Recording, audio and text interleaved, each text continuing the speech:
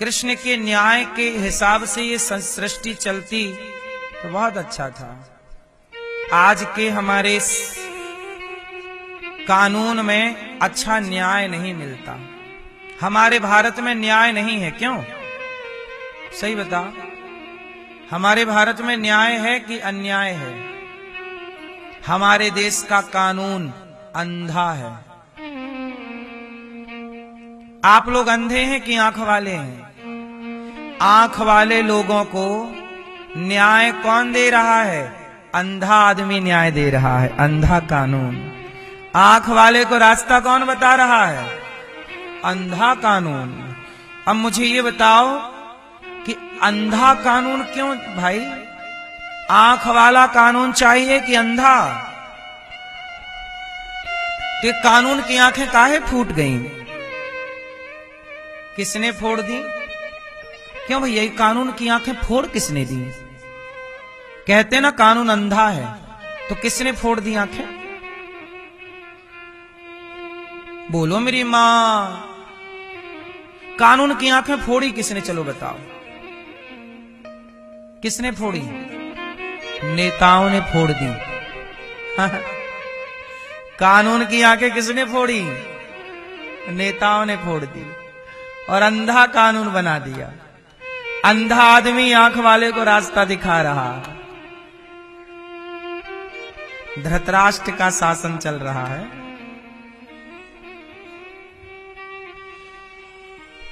भगवान कृष्ण का न्याय बड़ा। भगवान कृष्ण के जमाने में कृष्ण का कानून अंधा नहीं था।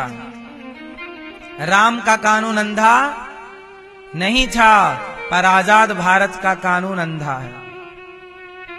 बोलो हाँ।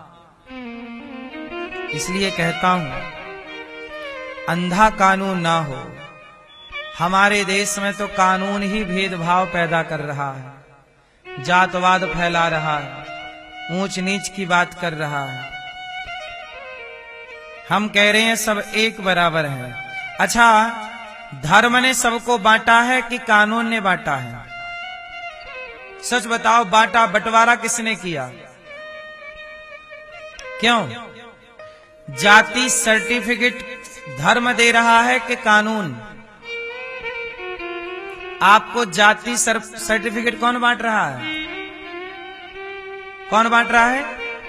इसका मतलब धर्म भेदभाव नहीं करता, कानून भेदभाव कर रहा है। हाँ या ना? क्योंकि नेता लोग ना बांट रहे हैं जाति सर्टिफिकेट। नेताओं की व्यवस्था है।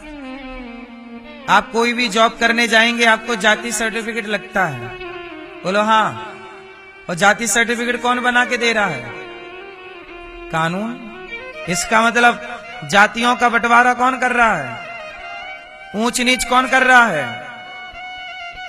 इसका मतलब ये है कि हमारा कानून ही हम सनातनियों को आपस में लड़ा रहा है। और नेताओं को मजा आता है कि आप लड़ते रहो, हमारी वोट पकती रहेगी। क्योंकि आप संगठित हो गए तो वोट कहां मिलनी है? फूट डालो, शासन करो, ये किसने नारा दिया था? अंग्रेजों ने। अंग्रेजों के उसी नारे को नेता लोग फॉलो कर रहे हैं। बोलो हाँ। ईश्वर के घर न्याय होता है। बोलो हाँ या ना? भगवान राम के पिता दशरथ जी, वो तो भगवान के पिता हैं। बोलो हाँ।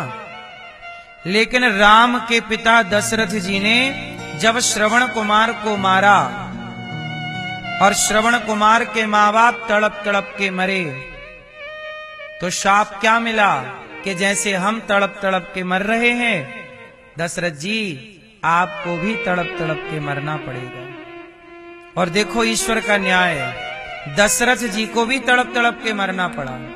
ये ईश्वर का न्याय है, मेरा बाप ही क्यों ना हो। लेकिन यदि कर्मों का दंड है तो भोगना सबको पड़ेगा। क्यों भैया? इसलिए ईश्वर का न्याय बराबर है। आज का न्याय बराबर, बोलो, बराबर नहीं है।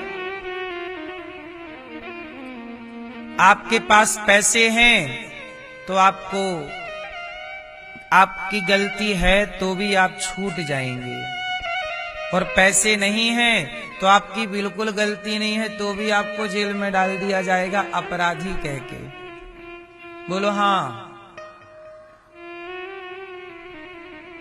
अब तो सरकार कानून ऐसे भी बना रही है नए नए, जहां पर सामने वाले ने आपको आरोप लगा दिया कि आप गलत हैं, चाहे वो झूठे ही आरोप लगा दिया हो, आप तो सफाई भी नहीं दे सकते। अच्छा एक बात बताओ, मैंने आप पर कोई आरोप लगा दिया तो आरोप सही है कि गलत है, इसकी जांच होनी चाहिए कि नहीं? बोलो। लेकिन सरकार ने अब नए जो कानून बनाए हैं उसमें सरकार का कहना है कि जरूरत नहीं है जांच करने की। किसी ने आपको कह दिया कि आप गलत हो तो बस आपको जेल में जाना ही पड़ेगा और उसकी जांच करने की जरूरत नहीं है। अब ये कानून आ रहे हैं नए। बोलो हाँ। अब बताइए ये न्याय है कि अन्याय है? तो सरकार न्याय के एक कदम है पास के अन्याय के एक कदम पास है। अन्याय पहले ही कम था कि सरकार और अन्याय करना चाहती है। इसलिए हम कहते हैं कि देखो, बहू अपने सास ससुर पर दहेज का केस लगा देती है। आप जानते होंगे कितनी बहुएं हैं जो गलत केस लगा देती हैं? बोलो हाँ। कितनी लड़कियां हैं जो किसी लड़के पे झूठे ही बलात्कार का केस लगा देती हैं? ये बात सही है कि गलत है? कितने लोग हैं जो अपने अधिकार का दुरुपयोग कर देते हैं? समाज में ऐसे लोग हैं जिन्होंने गलतियां नहीं की पर झूठा आरोप लगा दिया गया और बेचारे जेल चले गए। अब बताइए कि किसी ने झूठा आरोप आप पे लगाया है तो उसकी जांच होनी चाहिए कि नहीं? बोलो। पर सरकार कहती है नहीं, जांच की जरूरत नहीं है। किसी ने बोल दिया आप गलत हैं मतलब आप गलत हैं, बस। इससे क्या कहेंगे? इससे बड़ी मूर्खता हो सकती है? इतने अंधे तो धृतराष्ट्र भी नहीं थे, है ना? सबसे बड़े अंधे धृतराष्ट्र ही थे, पर वो भी इतने बड़े अंधे तो नहीं थे। जांच तो करा लो भाई साहब। जांच ही नहीं होगी, बोले जांच की जरूरत नहीं, अंदर चलो जेल में। अभी कुछ दिन पहले हमारे देश में एक आदमी को जेल में डाल दिया, 40 साल जेल में रहा। 40 साल के बाद उसे न्याय दिया सुप्रीम कोर्ट ने कि यह व्यक्ति निर्दोष है।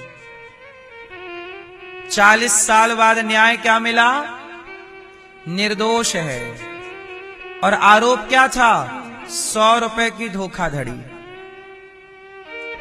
कितने रुपए की? 100 रुपए की।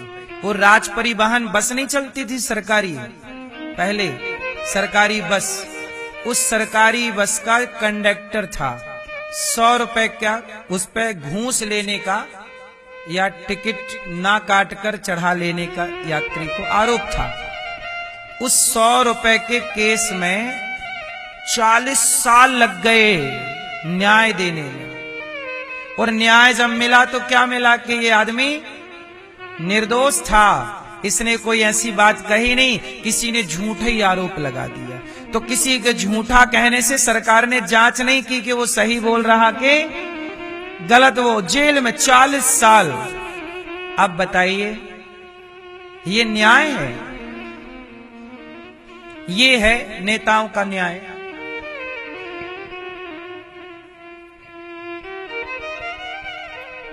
भगवान का न्याय अलग है साहब।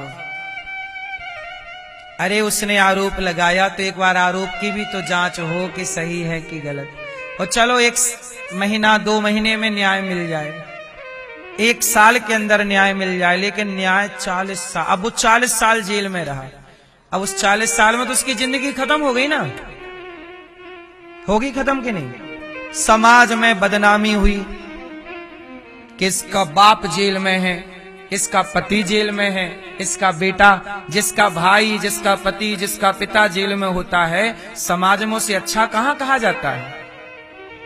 समाज की इस तरह की दबाव में वो रहे, लेकिन कोई नहीं सुनता यहां साहब। अंधा कानून, बहरे लोग, इससे बड़ी मूर्खता क्या होगी समाज की? इस देश में न्याय नहीं, न्याय के लिए आप लड़ते रहो, देते रहो वकीलों को पैसे, पैसे खर्च होंगे, बस न्याय नहीं मिलेगा। न्याय के नाम पे मिलती हैं तारीखें, तारीख पे तारीख, तारीख पे तारीख।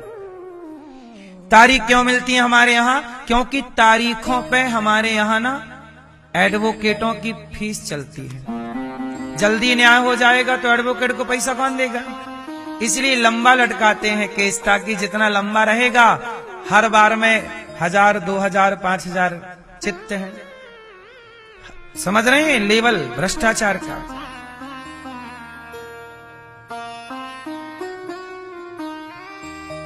सरकारें गूंगी, सबको पता है सब कुछ, पर